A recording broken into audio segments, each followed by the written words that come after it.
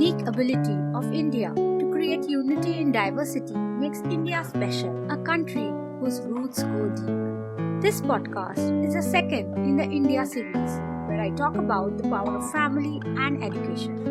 In the previous series, I talked about 25 reasons I am thankful for India. You are listening to Dr. Amrita on the Doctor's Creative Diary podcast, hosted on Anchor, where I give information, take interviews, and share inspiration about my life as a doctor and a creative entrepreneur. And here's the show. In the Indian democracy, everyone has an equal vote. That's a great hope in a democracy. The hope that everyone thinks before voting. Thinks about who can be a worthy leader of the community. At least one hopes they think. But one thing that I find exceptional about the Indian elections in recent years is the drama on social media.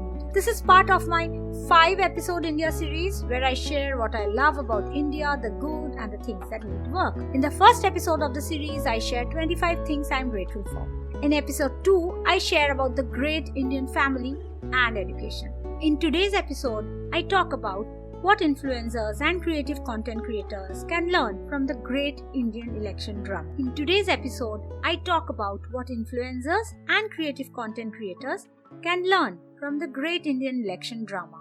You are listening to Dr. Amrita on the Doctor's Creative Diary podcast, hosted on Anchor.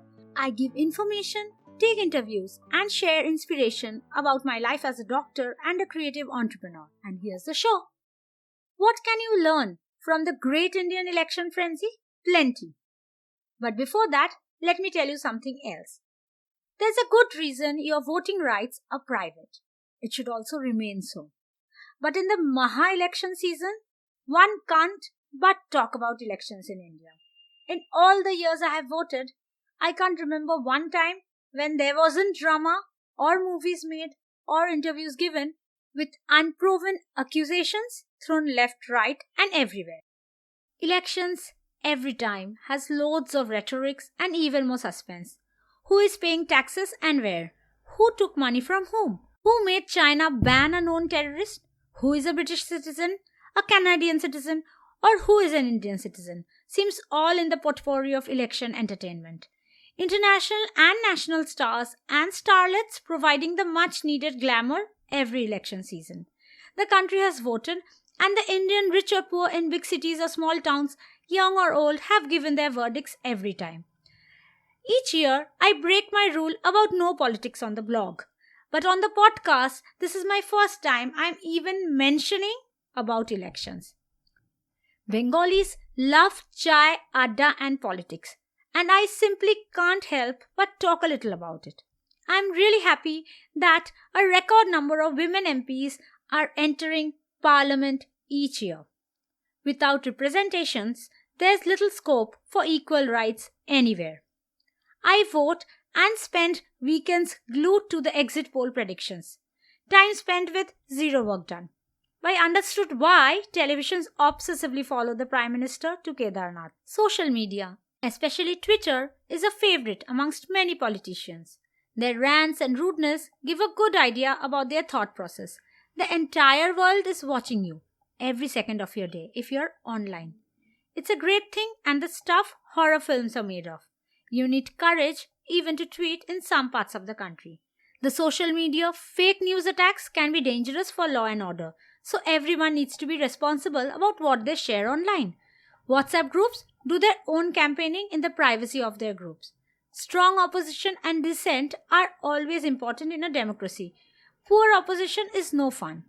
Politeness and good behavior are important from the top down at all levels. Violence in any form should be strongly dealt with. The only language people will respond to in the new India is that of development and going forward together. The Indian Election Commission should take a bow. There is no need to look at history with the rose-tinted glasses. We risk repeating our mistakes when we do that. Partition happened and it broke everyone's heart. Anyone who wants to divide India is only looking after their own interest. A house divided is always weak. But what can content creators, influencers learn from the Indian election frenzy? Listen carefully. Number 1. Focus on your own message and not on the opposition's. Learn from the opposition's mistakes, but don't make the same. Number 2. Stay to the message of your own brand. Number 3, don't try to please everyone. You can't. You're not chocolate. Use social media like a ninja. That's number 4. And Twitter really works when it comes to politics and content creation. Number 5, be responsible while making your promises and rhetorics. There's something called screenshots. Number 6, always dream big and stay humble. Number 7, read a lot, research before jumping in with both your feet and your tongue. Keep your ears close to the ground. Keep a watch on trends. Remember your roots. Write what you know. Speak what you know.